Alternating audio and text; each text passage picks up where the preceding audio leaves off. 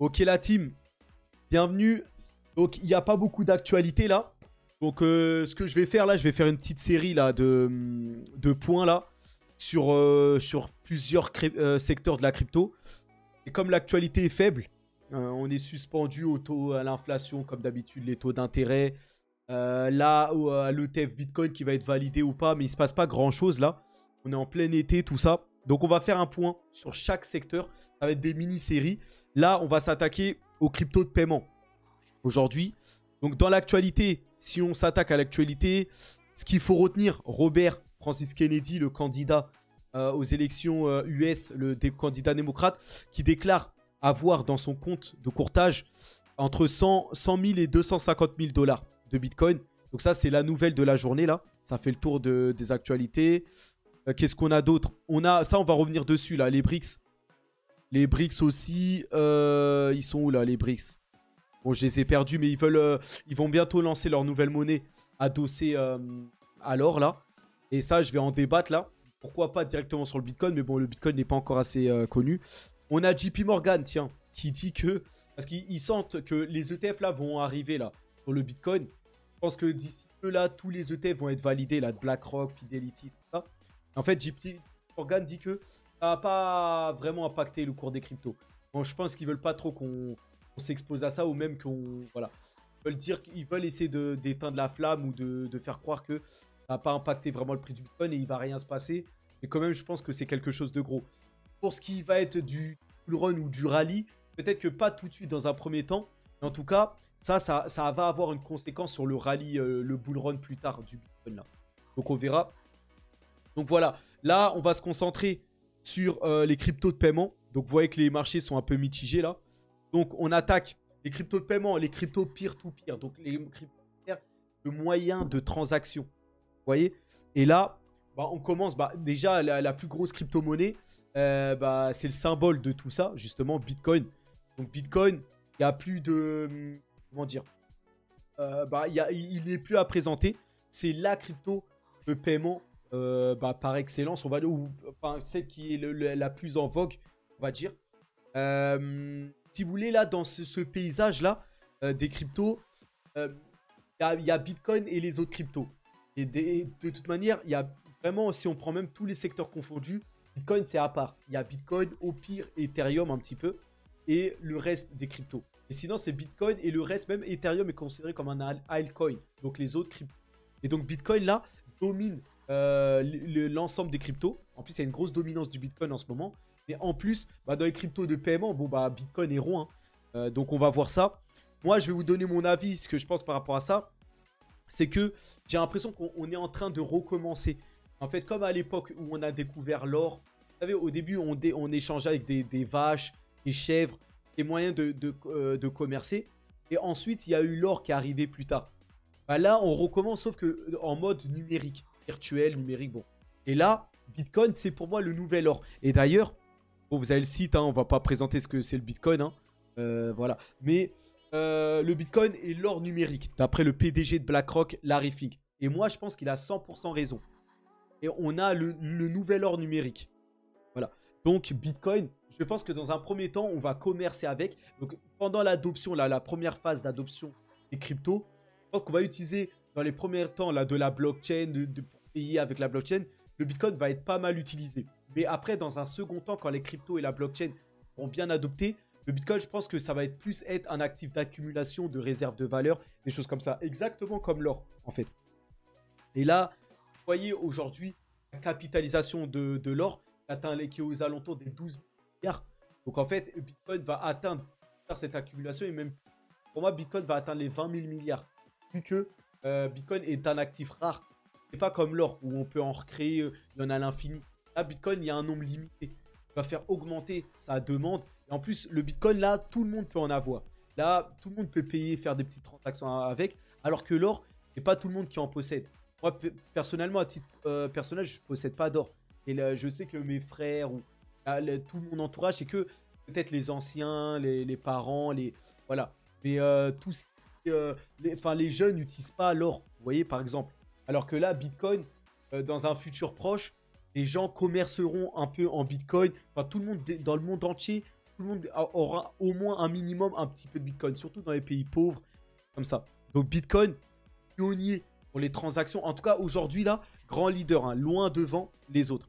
Donc pour Bitcoin, moi, je vois ça. Après, dans un second temps, comme je vous l'ai dit, je vois plus les stablecoins dominer pour les moyens de transaction. Voilà. Voilà, de toute façon, on recommence. Hein. Tout ce qui va être les transferts de fonds internationaux, c'est Ripple qui va s'occuper de ça. En fait, on va avoir chaque crypto pour chaque... Et en fait, bah, les CBDC, je pense qu'ils auront moins d'utilité que même les... Je pense qu'on va plus être en stablecoin, commercer un peu en stablecoin et tout ça. Donc après, vous me direz ce que vous en pensez. Mais en tout cas, Bitcoin, c'est dans les cryptos, dans le secteur des paiements, là, peer-to-peer, les cryptos de transactions, là, de paiement direct, là, Bitcoin, il y a largement sa place. Hein. Et tout le monde, dans un premier temps, va faire des échanges en Bitcoin. Donc voilà par rapport au Bitcoin. Où on est par rapport aux actualités de Bitcoin, on est au niveau des ETF qui vont bientôt être validés. Ça va exposer le Bitcoin à énormément de portefeuilles de spéculateurs, d'investisseurs. Et donc le prix du Bitcoin, lui, risque d'exploser. Donc là, on est aux alentours des 587 milliards de capitalisation. Donc c'est beaucoup, hein. 587 milliards. Ça va monter. Pour moi, le Bitcoin va monter à 1500, 1600 milliards d'ici le prochain bull run. Donc une sorte de x3, x4, voire peut-être au-delà des 2000 milliards. Hein. Ça serait pas déconnant d'ici le prochain bull run. Donc une grosse adoption à venir pour le Bitcoin. Et bah, le Bitcoin, en même temps, réserve de valeur et en même temps va servir pour les premiers voilà, paiements du jour. Vous savez, il y a une entreprise, là, Bitcoin Depot, je crois.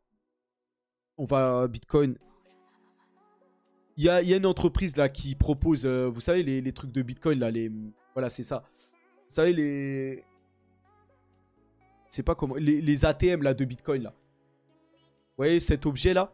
En fait, cette entreprise là, elle va rentrer en bourse là, Bitcoin Depot là. Et ça, il y en aura partout. Ça sera installé partout dans le monde là. Ils vont commencer à, voilà, ça va commencer aux États-Unis, ça va aller partout dans le monde. Et ça, il n'y a pas d'autres cryptos de paiement qui possèdent des ATM comme ça. Ça n'existe pas. Par contre, Bitcoin, ça vous montre bien que Bitcoin est à part. Et ça, il y aura partout. C'est-à-dire que, à côté, comme des guichets, quand vous voudrez aller, je sais pas moi, aller acheter un McDonald's, des choses comme ça, bientôt que le Bitcoin sera accepté partout, bah, vous aurez des ATM comme ça, là, et vous irez payer en Bitcoin, tout ça. Enfin, vous irez retirer Bitcoin, faire des transactions ou recharger du Bitcoin, des choses comme ça. Le Bitcoin est vraiment à part. Et là, avec Bitcoin Depot, voilà. Après, peut-être qu'il y aura d'autres ATM pour d'autres cryptos. Hein, ou des Bitcoin Depot qui accepteront d'autres cryptos. En tout cas, ça vous montre bien que Bitcoin est à part. Et Bitcoin évolue très vite. Avec le Lightning Network, voilà. Son réseau même se développe au-delà, même avec des NFT, des choses comme ça. Mais pour ce qui est du paiement, Bitcoin, c'est le pionnier, sans conteste. Donc voilà, par rapport à ça, c'est Bitcoin, grosse dominance avec les autres. Maintenant, on va quand même s'attaquer aux autres. Enfin, ou regarder les autres, là. D'ailleurs, ça aussi, c'est la question que je voulais soulever avant de passer aux autres. La monnaie commune des BRICS pour défier le dollar. Donc, les BRICS, eux, veulent s'appuyer sur une nouvelle monnaie qui s'appuierait sur l'or. J'ai envie de dire, en fait, on est en train de passer dans une ère numérique. Là, on passe au CBDC, les choses comme ça. Je pense qu'ils vont le faire, hein, baquer sur l'or, les trucs comme ça. Mais je pense que petit à petit, les BRICS vont baquer leur nouvelle monnaie. Et de toute façon, toutes les futures monnaies vont les baquer un peu. Ils vont incorporer du Bitcoin pour baquer, pour voilà, renforcer leur monnaie. Moi, je pense que c'est ça qui va se passer. Vous me direz vos avis en commentaire. Mais moi, je pense que c'est ça qui va se passer.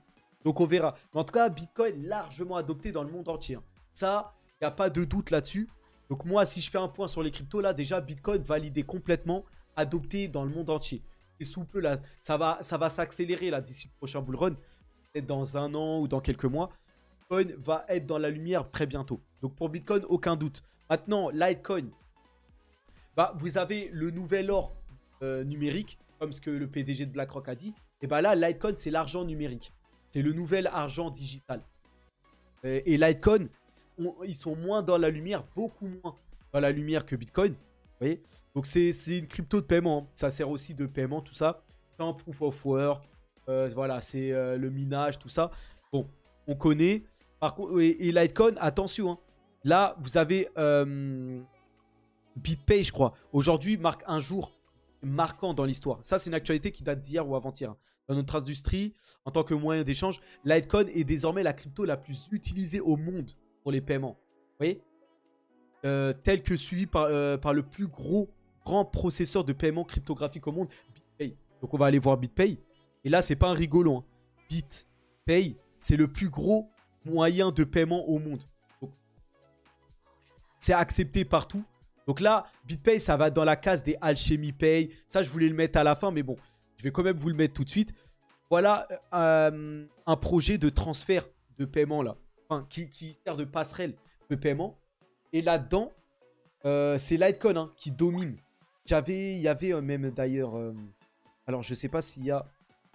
Non, ici il ne s'est pas marqué. Mais Litecoin domine légèrement même Bitcoin pour ce qui est des paiements, en fait. Vous voyez, Litecoin est désormais la crypto la plus utilisée pour les paiements.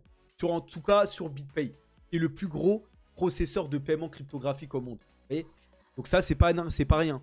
Et en plus, Litecoin, vous avez une sorte comme du Lightning Network aussi. C'est extrêmement rapide. Litecoin est la méthode de paiement cryptographique à la croissance la plus rapide au monde. Vous voyez, le mois dernier, plus d'un tiers de tous les paiements de BitPay étaient en LTC. C'est une vraie utilité. Donc vous voyez que Litecoin est largement utilisé, on va dire, aussi pour les paiements. Mais, comme je vous l'ai dit, on est en train de recommencer, mais sauf qu'on est en train de recommencer en version numérique. Dans un premier temps, dans la première ère de la blockchain, quand l'adoption va arriver, il y a eu des bull runs, mais la crypto, c'est pas encore très utilisé. On commence légèrement à payer en Bitcoin dans certains commerces, des choses comme ça, mais pas encore. Et Litecoin, c'est pas très visible. Et quand on pense aux cryptos, déjà, on pense à Bitcoin et Ethereum. Et après vient un peu Solana, voilà, un peu, et Litecoin. Litecoin, c'est très peu connu, mais c'est très utilisé. Et dans la première ère, quand on va avoir la première phase d'adoption, Litecoin va être adopté, hein, va être utilisé comme paiement aux côtés du Bitcoin. Voilà, ils vont avoir leurs clients, les clients de BitPay. Voilà, ça va être utilisé. Et dans un second temps, Litecoin va devenir aussi réserve de valeur pour moi. Donc ça aussi, ça c'est des théories que je donne. Dites-moi si vous êtes d'accord avec moi ou pas. Mais pour moi, Litecoin coche les cases. Très rapide, très safe, ça. Donc pour moi, dans un premier temps, ça va être utilisé à moindre coût, peut-être beaucoup moins que le Bitcoin. Et dans un second temps, bah, ça sera une réserve de valeur, un actif de réserve de valeur, Litecoin. C'est une des cryptos dinosaures qu'on appelle. Et pour moi, ils seront là dans le futur. Donc voilà par rapport à Litecoin. Là, une capitalisation de seulement 7 milliards. Je pense que Litecoin, dans un futur, peut largement monter à 50 milliards, voire 100 milliards, quand le monde aura adopté les cryptos. Enfin, ça aussi, c'est une crypto qu'on paiera dans plusieurs services.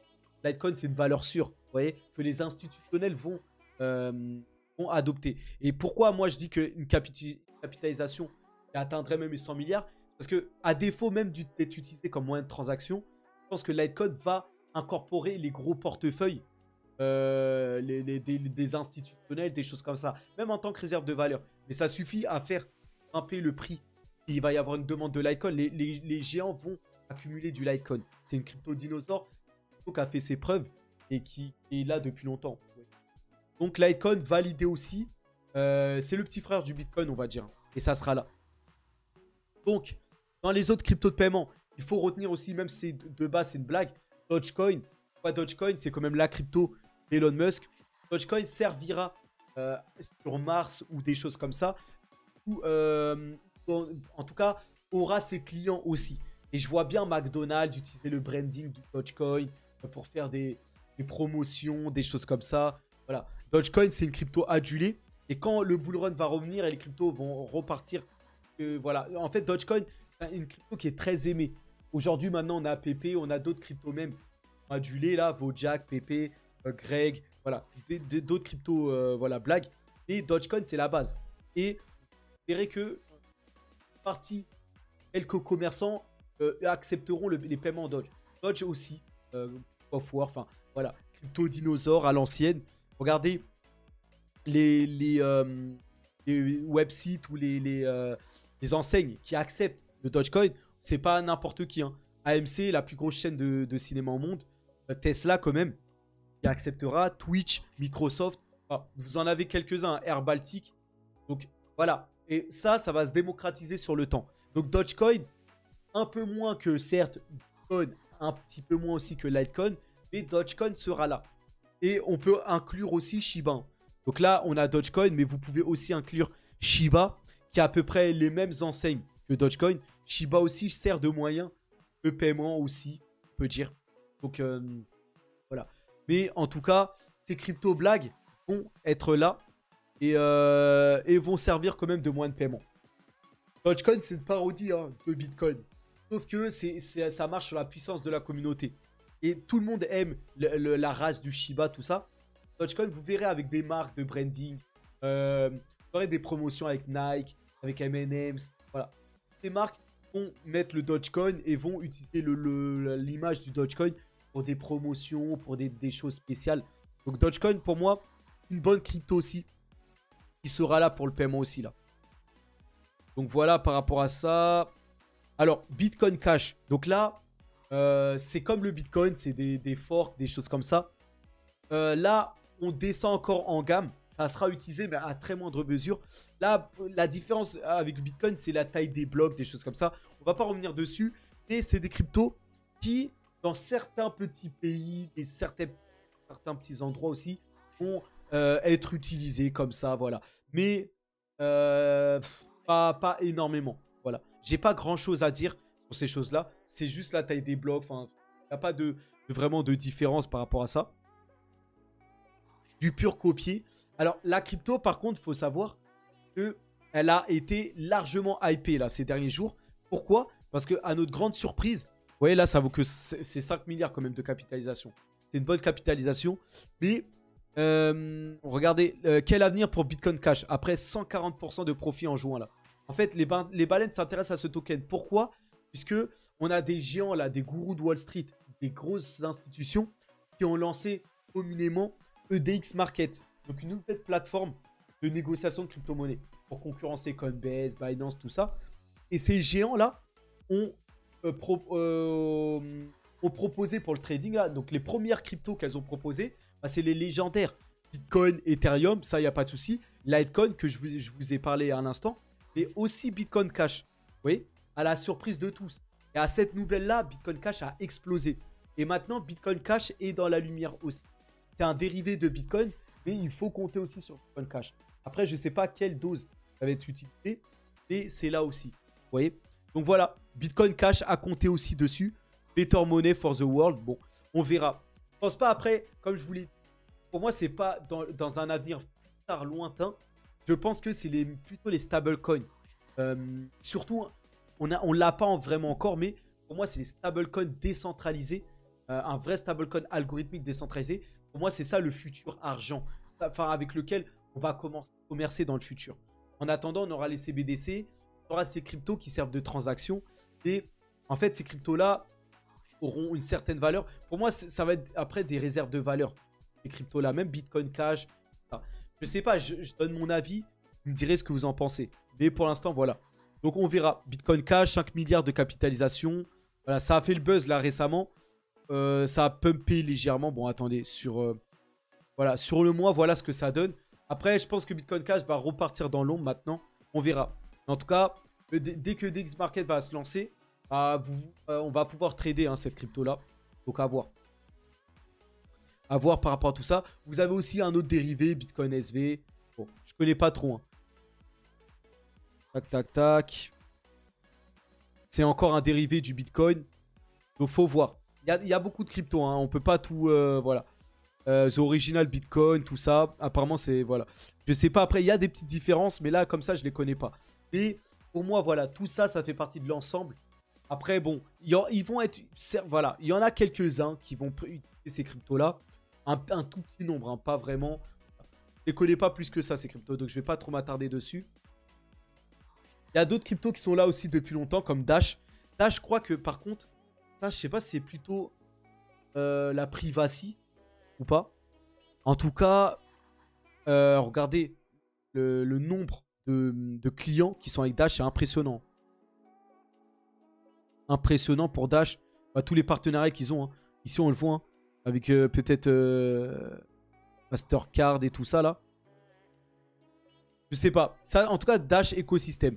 On a un écosystème. Bon, là, je vois que c'est plutôt de l'infrastructure, des choses comme ça. Mais voilà, c'est une crypto avec son application. Vous pouvez, en fait, vous pouvez effectuer des paiements, tout ça. Donc voilà.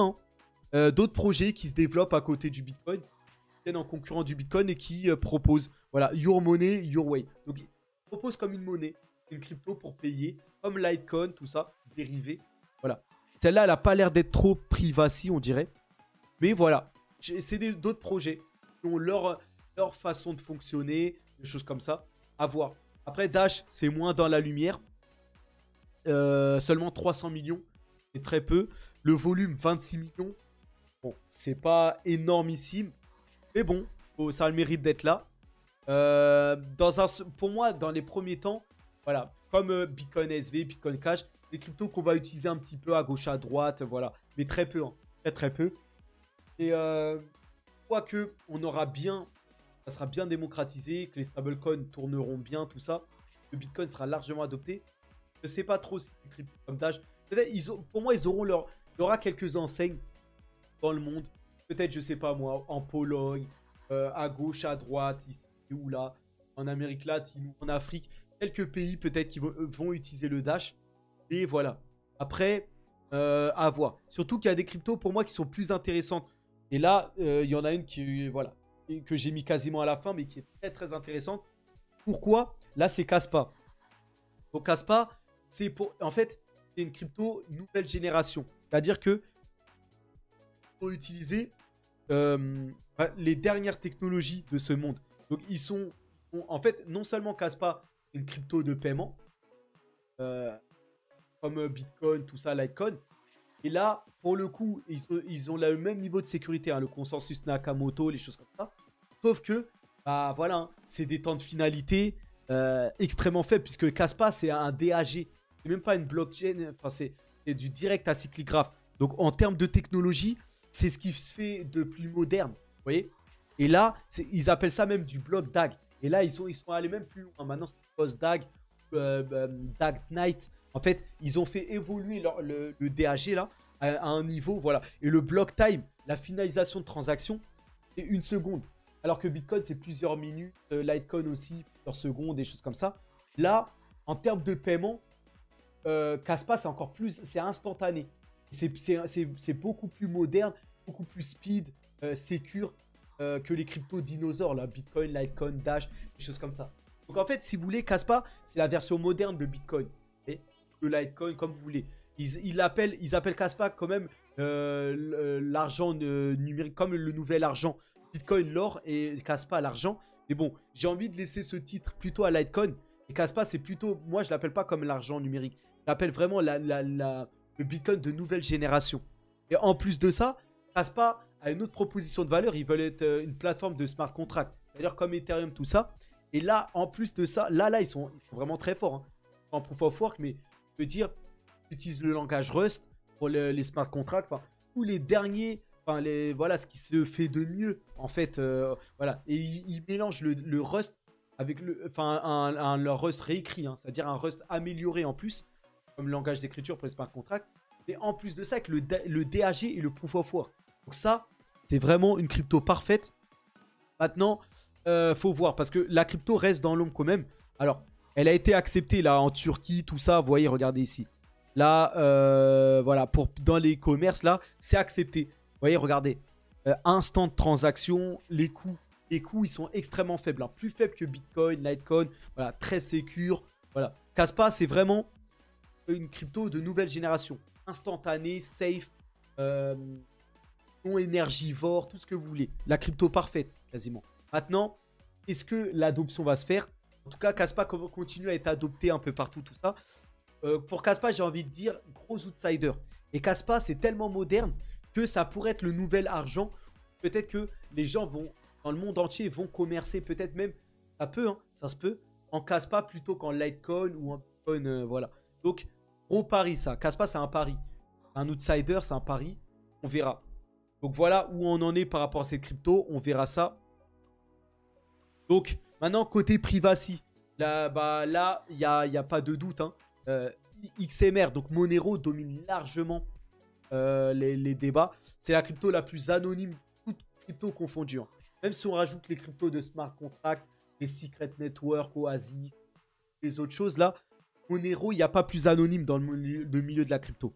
Et là, Monero, en l'occurrence, ça concerne les transactions, comme Bitcoin, mais sauf que là, c'est côté privé, privacy. Bon, en fait, on n'est pas tracé complètement. Donc ça, c'est un peu la version idéale hein, de ce que recherchent tous ceux qui vivent la décentralisation. Là, on est servi. Hein. Non seulement on fait des transactions, en plus, impossible de nous tracer carrément. C'est pour ça que Monero a connu quelques soucis là, un peu blacklisté de certains endroits. C'est une crypto qu'on peut pas. Et ça, c'est une crypto sur le temps qui va être adoptée petit à petit pour tout. On peut faire des transactions anonymes. Bon, ça va être une petite partie du monde. Et voilà. Et ça, c'est la référence. Hein.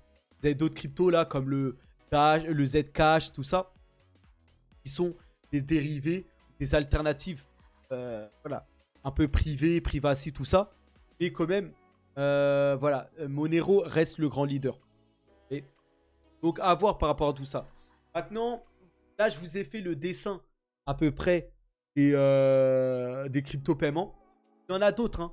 Vous avez Nano, vous avez d'autres un peu plus petites. Mais plus j'en présente des petits, et plus voilà, c'est moins c'est adopté, on va dire. Maintenant, vous avez des cryptos qui servent de passerelle pour les paiements. Il faut quand même en parler aussi. Là, Alchemy Pay, c'est comme je vous l'ai dit, la BitPay là. Vous savez, les cryptos qui font la passerelle, vous proposent des cartes de crédit, des terminaux, tout ça. Ils font la passerelle pour les cryptos fiat, transformer vos cryptos en fiat et vice versa, tout ça. BitPay, c'est un des leaders. Il y a aussi Alchemy Pay qui a des enseignes partout dans le monde. Là, toutes les cryptos, tous les projets sont avec eux. Et les DEX, les trucs comme ça. Vous avez, voilà, vous avez bientôt là, des cartes de crédit, tout ça. Et c'est en fait, ils servent de passerelle de paiement. En fait, ils sont en lien avec tous les enseignes, tout ça. Et vous pouvez, à travers Alchemy Pay, voilà, payer en crypto, tout ça. Donc ça, voilà, vous avez aussi Utrust. Ça appartient à Multiverix, le projet. Mais voilà, c'est voilà, pour démocratiser les paiements, tout ça, dans les enseignes, les choses comme ça.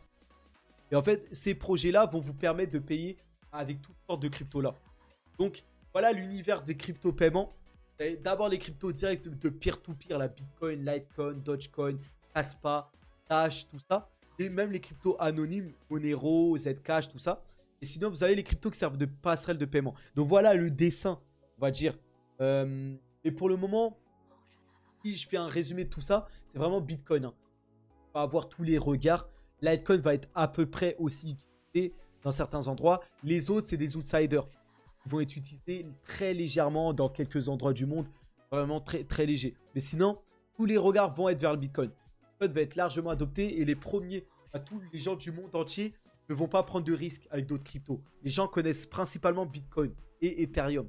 Ethereum, c'est une autre chose, mais voilà. Et les gens qui vont petit à petit voilà, se familiariser avec la crypto, vont tranquillement avec Bitcoin Depot là, aller faire des petites transactions en Bitcoin, faire leur premier paiement, même au McDo ou des choses comme ça en Bitcoin. Ils vont se familiariser avec d'abord le Bitcoin.